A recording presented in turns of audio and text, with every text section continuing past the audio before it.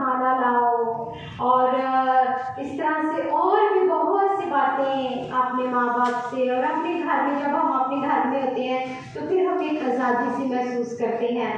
और यहाँ पे ये जो कहा गया है खास एक लफ्ज़ पे कि दूसरा सलातीन 5वां बाब और उसकी 3री आयत में वो कहती है, उसने अपनी बीवी से कहा, काश मेरा आका उस नबी के यहाँ होता, काश मेरा आका। अगर हम गौर करें मेरे पे, तो बच्चों को देखा जाए तो वो कहेंगे ये मेरी चीज़ है, ये मेरी पेंसिल है, ये मेरा घर है, ये मेरी माँ है, ये मेरा बाप है, ये मेरे बहन भाई हैं। वो इस तरह से बातें करेंगे, अपनी मलकियत को शो करेंगे कि ये मेरी और ये मेरी। और आज भी बहुत से लोग मेरी मेरी करते हुए हम सब इस दुनिया से रुखसत हो भी गए और होंगे भी मेरी मेरी करते हुए।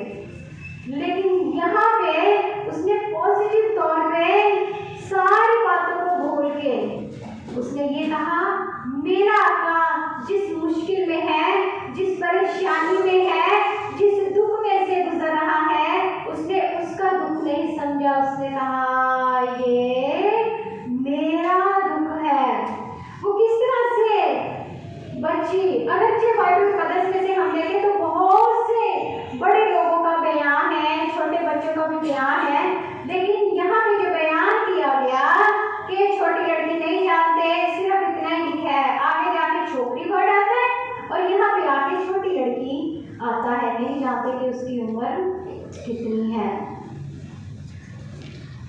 हम में से हर एक माँ बाप अपने बच्चों की बहुत अच्छी तरबियत करने की कोशिश करते हैं।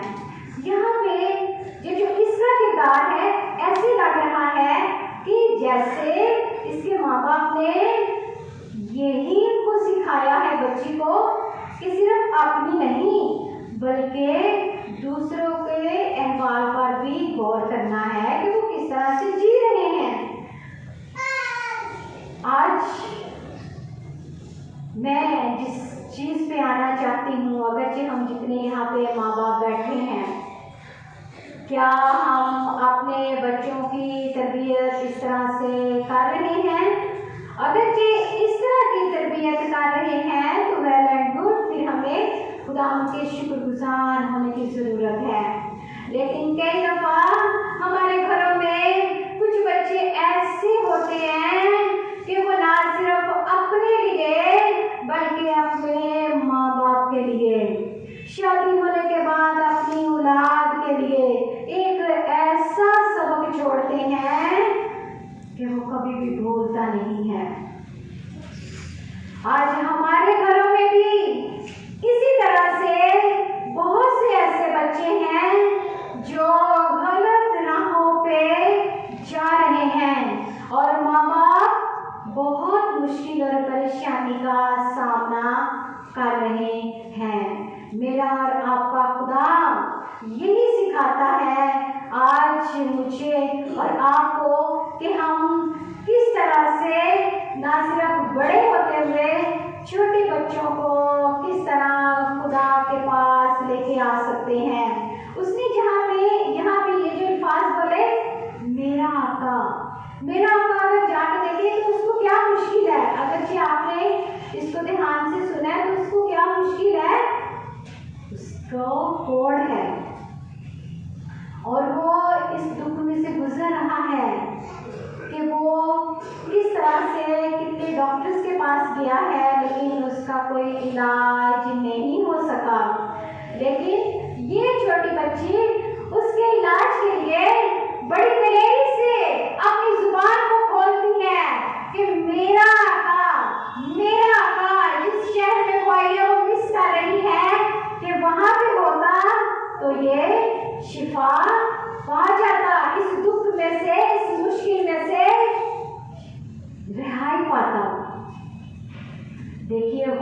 कीजिए, इस लफ्ज़ को अपने ऊपर अप्लाई कीजिए।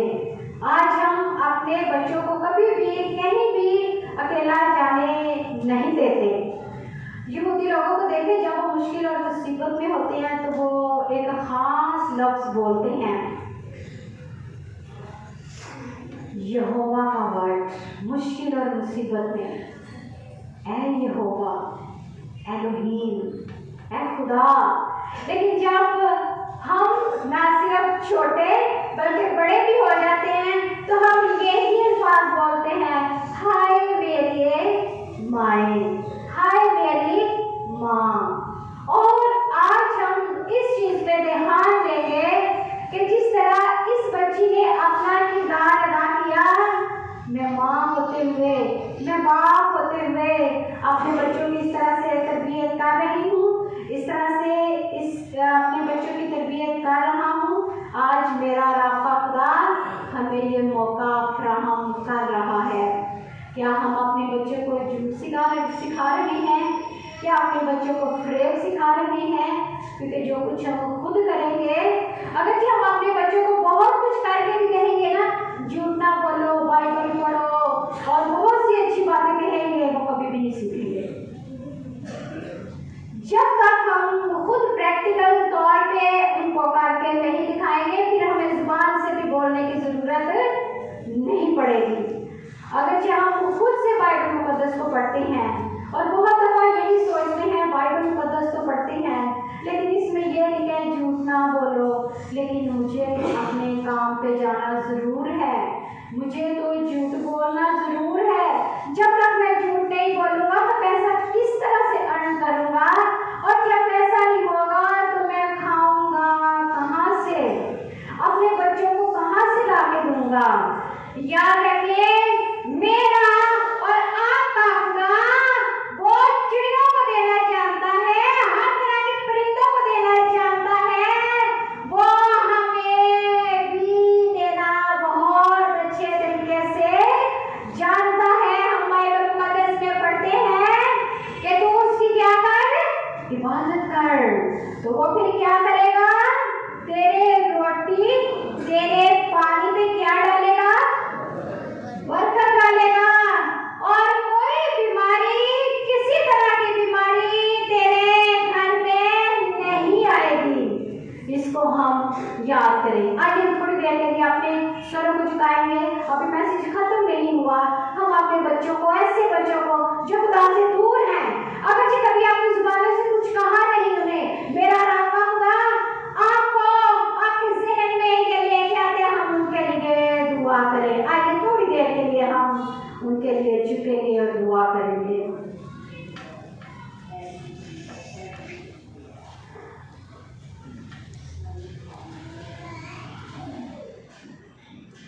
उससे कहें, फरियाद करें, खुदा आज तक मैंने अपने बच्चों की तरबियत मुंह से कहते हुए ही की है। आज मैं प्रैक्टिकल तौर पे, अगर जब मैं बाइबल नहीं पढ़ता, आज से मैं बाइबल मुकद्दस को पढ़ूंगा, आज से मैं बाइबल मुकद्दस को पढ़ूंगी, तेरे हजूर में अपने सरों को झुकाऊंगी और मिल बैठ कर खानदानी तौर पे तेरे हजूर में हम सब आएंगे। उन बच्चों के लिए दुआ कीजिए जो खुदा से दूर हैं, कहने के बावजूद भी वो नहीं सुनते, तो गलत राह पे हैं। उससे कहेंगे तो इसकी तरबियत कर, मैं तैयार हूँ। अपने आप को तैयार कीजिए, उससे कहिए कि मैं प्रैक्टिकल तौर पे तेरे हजूर में आऊँगी।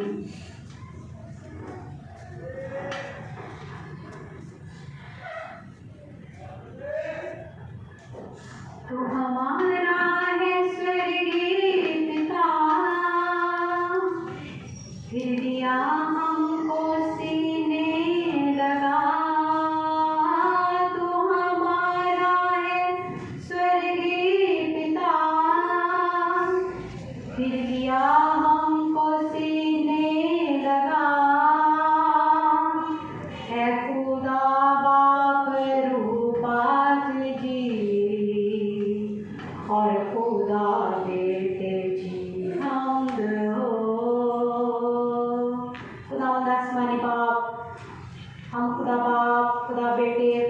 रूह कुद्दूस की सितारिश और हम करते हुए तेरे हजूर में हाजिर हैं।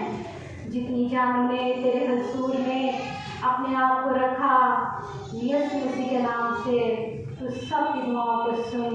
अपने बच्चों को रखा, उनके बच्चों को तेरे मसबा के सामने रखते हैं। तुम उनको कसरत से अपने नाम की खातिर, अपने जलाल की खातिर कसरत से इस्तेमाल कर, यीशु मसीह के नाम से, आमीन। हम गुजरे दिनों एक जगह पर थे और उधर डिस्कस हो रही थी। एक माँ जिसने खुदकुशी कर ली, और यह हकीकत है। पूछने वालों ने कहा कि इनके घर में किस चीज की कमी है? ना दौलत की, ना बच्चों की, और बच्चे इनके हाई पोस्ट पे हैं, कोई डॉक्टर है, कोई इंजीनियर है, किसी चीज की कमी नहीं। माँ ने क्यों खुदकुशी की?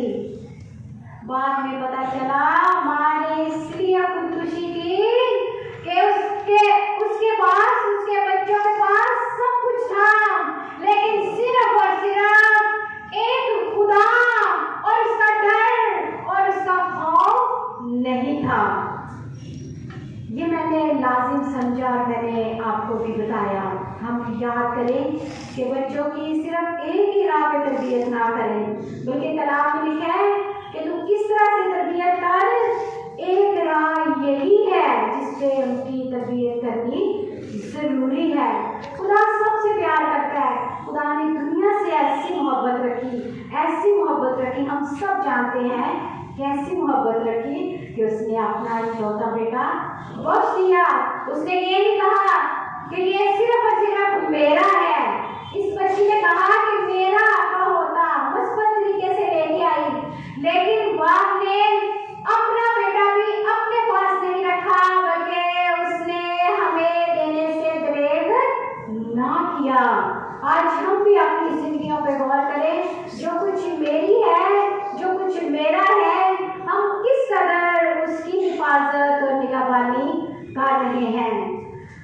मदर टेरेसा के पास एक खातून आई। मदर टेरेसा के बारे में हम सब जानते हैं, वो इंडियन थी और चैरिटी पे बहुत सा उन्होंने काम किया है। एक खातून उसके पास आई, उसने कहा कि मुझे बहुत अच्छा लगता है आप इस तरह से खिदमत करती हैं और मैं भी इस तरह से खिदमत करना चाहती हूँ। उसने कहा मोस्ट वेलकम, आइए। वो आई, उसने उसके हाथों में कुछ मेडिकल का सामान सौंप दिया और वो बड़ी खुशी से उस मेडिकल के सामान को चलती हुई उस तरफ जा रही थी। और जब वहाँ पे गई और कुछ लोगों को देखा, वो जितनी तेजी से आहिस्ता आहिस्ता गई, उतनी तेजी से भाग के मदर टेरेसा के पास आई। वो कहने लगी मैं नहीं ये कर सकती। उसने कहा क्यों? कहती ये जो जख्मों को साफ करना और लोगों की तीमारदारी करना ये बहुत मुश्किल है। सबसे पहले मुझे ये बताएं कि किस तरह से आप इस खिदमत को सारी अंजाम देती हैं। मैंने कहा बहुत आसान है, बहुत आसान है। उसने उसकी रहनुमाई की। जब मैं किसी का खून साफ करती हूँ तो मेरे ज़हन में सिर्फ एक ही शख्सियत जिसका खून कोई कलमी पे मेरे लिए बहाया गया और जिसको मैं साफ करती हूँ उनके लिए बहाया गया और मैं खुशी से इस काम को करती हूँ। उसने मेरे लिए अपने सर पे कांटों का ताज पहना ताकि मैं हमेशा की जिंदगी की वारिस हो जाऊं। और इसके बाद जिस सड़क पे वो चला, जिन गलियों से वो गुजरा, वो इसलिए गुजरा ताकि मैं सोने की सड़कों पर फिर सकूं। और वो लड़की खूब रही और उसने वहीं पे तहैया किया कि आज मैं भी इस काम को करने के लिए तैयार हूँ। मदर टेरेसा ने बहुत छोटी उम्र में इस काम को, इस खिदमत को करना शुरू किया था। और खुदा करे कि आज हम भी अपने जिंदा खुदा के बेटे को, जो मेरा है, जो हम सबका है, उसके लिए अपने आप को तैयार कर सके कि खुदावन मैं तेरी हूँ, सिर्फ तेरी हूँ, मैं तेरा हूँ, सिर्फ तेरा हूँ। और मैं तेरे लिए जब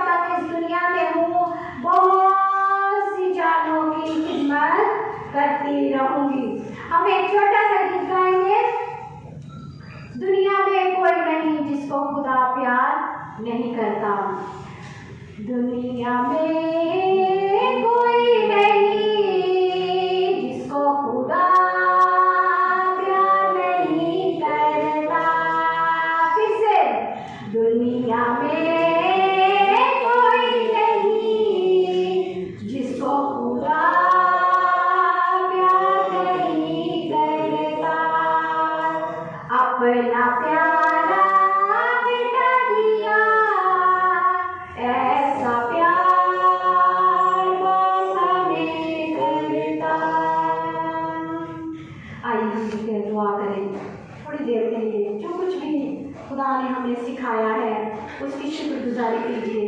जिसमें कमजोर थे उससे कहिए आज मेरी मदद कर, मेरी रहनुमाई कर। जहाँ मैं कमजोर हूँ, जहाँ तूने मेरे से बात की है, मैं उस बात को अपने ज़हन में शीकर लूँ और तेरे पीछे चल सकूँ और हमेशा तेरे बेटे को अपनी नजरों के सामने, अपने दिल के अंदर और अपने कानों में उसकी आवाज़ सुनती रहूँ।